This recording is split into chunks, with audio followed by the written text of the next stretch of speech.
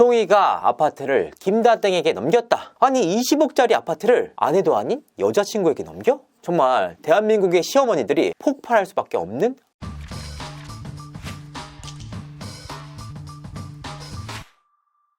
시청자 여러분 안녕하세요.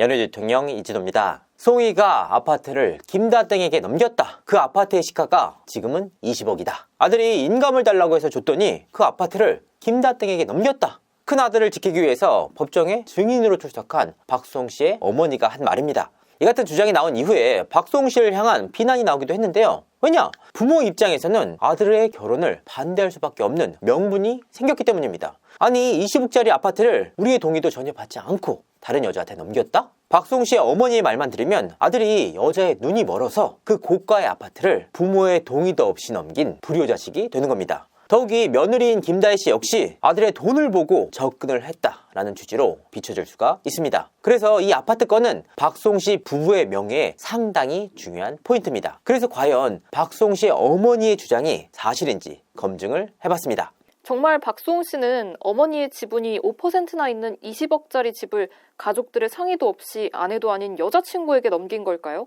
자, 박송씨의 어머니가 말하는 집은 서울시 마포구에 위치한 박송씨와 박송씨 부모님 그리고 박송씨 친형이 함께 살고 있는 카이저 이라는 아파트입니다. 박송씨가 이 아파트를 매입한 시기는 2011년입니다. 그렇다면 대체 왜 어머니가 이 아파트의 지분 5%를 갖고 있는 걸까? 2011년 매수 당시 이 아파트는 노인복지주택으로 지정돼 있는 상태였습니다. 그렇기 때문에 매수를 위해서는 65세 이상의 노인 지분이 있어야 했습니다. 결과적으로 박송씨의 어머니가 아들의 집 지분 5%를 보유하고 있었던 이유이기도 합니다. 지분 중에 5%가 어머니의 명의로 있었기 때문에 어머니 입장에서는 좀 상의 없이 매매한 게 서운할 수도 있지 않을까요? 그렇습니다. 그렇다면 결국 박송씨가 이 집을 매입하는 데 있어서 어머니의 도움을 받은 게 아니냐? 사실 이 집을 매입할 당시인 2011년 이 집의 매입의 주체는 박송씨가 아니었습니다. 당시 박송씨의 재산 대부분을 관리하고 있었던 박진홍씨가 이 집의 매매에 주도적으로 나섰습니다. 그렇기 때문에 박송씨는 이 집의 매입 경위에 대해서 구체적으로 상황을 알지 못했다. 다만 이 아파트의 매입 비용과 어머니가 보유하고 있는 지분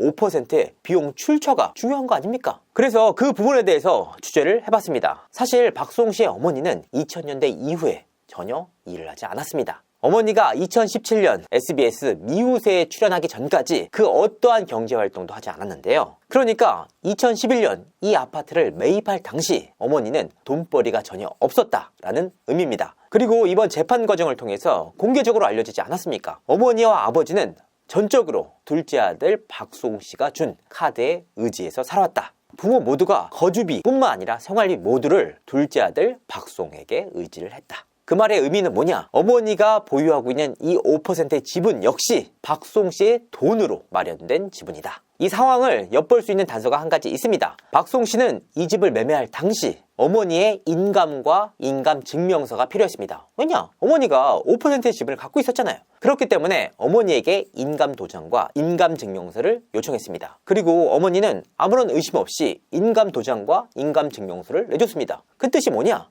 어머니 역시 암묵적으로 본인이 보유하고 있는 5%의 지분이 박송씨의 돈으로 마련됐다는 걸 알고 있었다라는 의미입니다. 그렇지 않다면 인감도장과 인감증명서를 줬을 당시 내 5%의 지분을 어떻게 할 것인지 정리를 하고 줬을 거 아닙니까? 그런데 아무런 의심 없이 그냥 줬다. 그 말은 즉 박송씨의 돈으로 그 5%의 지분 역시 마련이 됐다. 자, 그리고 박송씨 어머니의 주장은 이렇습니다. 지금 그 집의 시가가 20억 원이다. 이 말만 들으면 박송씨가 이 집을 매매할 당시 이 집의 시가가 20억 원이다 라고 오인하기가 쉽잖아요. 아니 20억짜리 아파트를 아내도 아닌 여자친구에게 넘겨? 정말 대한민국의 시어머니들이 폭발할 수밖에 없는 포인트이기도 합니다.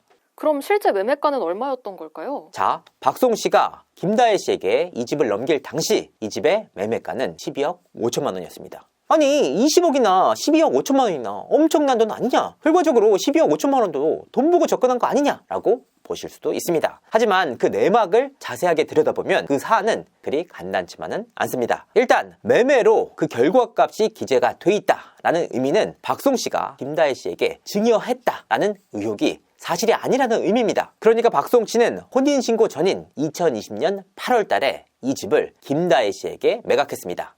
근데 왜 아파트를 매각한 걸까요? 그렇습니다. 대체 왜 매각을 했을까? 멀쩡한 집을 당시 상황에서 비춰보면 답이 나옵니다. 박송 씨는 당시 거주를 하고 있던 마포구 카이저 비롯해서 총 3채의 집을 보유하고 있었습니다. 그런데 이 시기가 어떤 시기냐? 1가구 2주택 이상의 다주택자에게 세금 폭탄이 나오던 시기였습니다. 그런데 박송 씨는 당시 형과의 갈등으로 인해서 보유하고 있는 현금이 거의 없었단 말이에요. 박송 씨가 형과의 갈등 과정에서 밝혀진 재산 상황이 있습니다. 2021년 3월 달에 박송 씨의 통장에 불과 3천만 원밖에 없었다. 그러니까 이 사실에 비춰볼 때 박송 씨가 얼마만큼 현금이 없었는지를 엿볼 수 있는 일이었다. 그런데 박송 씨는 당시 김다혜 씨와의 결혼을 생각하고 있던 시점이었습니다. 그러니까 결혼을 위해서는 현금이 필요하잖아요. 여기에 더욱이 감당할 수 없는 세금이 기다리고 있다. 그러니까 박송 씨는 이 집을 매매할 수밖에 없는 상황에 놓인 겁니다. 그래서 당시 박송 씨와 김다혜 씨가 고민 끝에 내린 결론은 이 집을 김다혜 씨에게 매매하는 것이었습니다.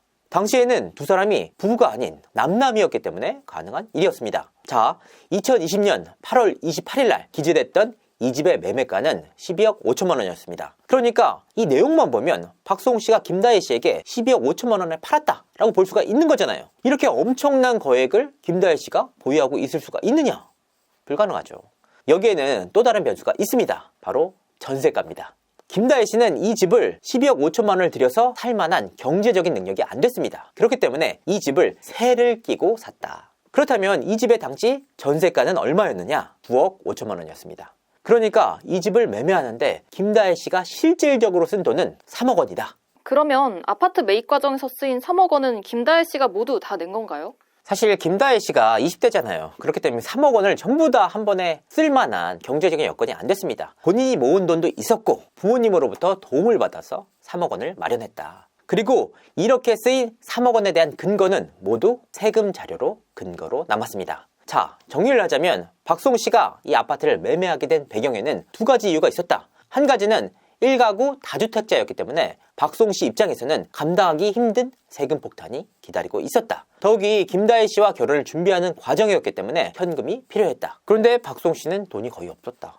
그러니까 당시 연인 관계였던 박송 씨와 김다혜 씨는 이 집을 팔 수밖에 없는 상황이었다. 아니, 박송 씨가 2021년 3월 달에 3천만 원밖에 없었다며. 그런데 2020년 8월 달에 박송 씨가 매매를 하면서 3억 원이라는 현금이 생기지 않았습니까? 아니, 그러면 안 맞지 않느냐. 하지만 여기엔 또 다른 변수가 있습니다. 박송 씨는 이 상암동 집에서 야반 도주하듯이 경기도 모초로 떠났습니다. 그 집이 바로 지금 편스토랑을 통해서 공개가 됐던 김다혜 씨와의 신혼집입니다. 그리고 이 집은 월세로 마련이 됐습니다. 그러니까 전세를 제대로 낼 수 없을 정도로 돈이 부족했다. 그래서 이 일화에 대해서 박송 씨가 방송을 통해서 밝힌 바가 있습니다. 집주인 분께서 제 목소리를 알아보시곤 보증금을 깎아주시고 안아주셨다. 내가 인테리어를 다 해놨으니까 그냥 들어와 살라고 하셨다. 진짜로 집주인께서 커튼, 조명 하나하나까지 다 해주셨다.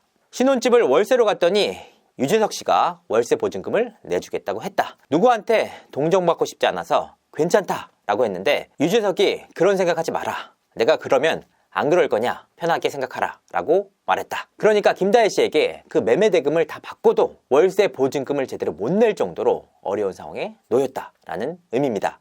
그러니까 총체적으로 정리를 하자면 박송 씨가 20억짜리 아파트를 김다혜 씨에게 그냥 넘겼다라는 말은 사실이 아닙니다. 당시에 1가구 다주택자들에게 부과됐던 세금 문제와 결혼 준비로 인해서 현금이 필요했던 이들 부부에게 이 아파트 매각은 어쩔 수 없는 선택이었다. 그러니까 김다혜 씨가 본인의 돈 3억 원을 들여서 이 아파트를 매입했다라고 보는 것이 보다 정확한 표현입니다. 자, 그리고 박송 씨가 지금은 다양한 프로그램을 통해서 시청자분들에게 인사를 드리고 있지 않습니까? 하지만 박송 씨가 이사를 택했던 2021년 하반기에는 박송 씨가 허위 저격을 당하면서 몸살을 앓던 시기였습니다. 이와 같은 허위 저격으로 인해서 박송 씨는 출연하던 대부분의 프로그램에서 하차를 했습니다. 그리고 남은 프로그램이 딱 하나, 동침이었습니다. 그런 동침이마저 시청자 게시판에는 매일같이 박송을 하차시켜라 라는 시청자들의 요구가 빗발치기도 했습니다. 그리고 최근 법정 다툼을 통해서 박송 씨와 김다혜 씨를 향한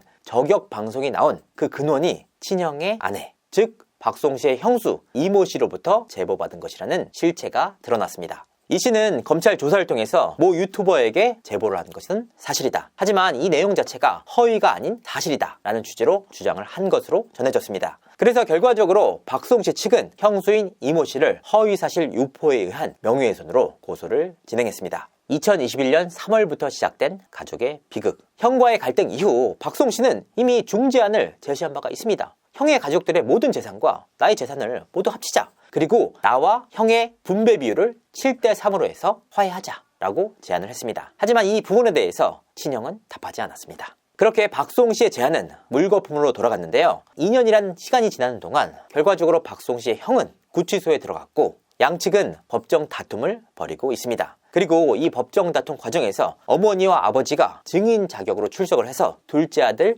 박송 씨를 일방적으로 비난하는 폭로 내용을 밝히기도 했습니다. 그것도 다수의 기자들이 현장 취재를 하는 과정이었습니다. 그렇기 때문에 결과적으로 어머니의 폭로는 모두가 하나하나 기사화돼서 박송 씨의 명예에 치명적인 영향을 미쳤습니다. 그야말로 가족의 비극이 아닐 수가 없는데요. 과연 이번 사안들이 어떻게 마무리될지 귀추가 주목됩니다. 너무나도 안타까운 사안입니다. 이상으로 이진호였습니다. 감사합니다.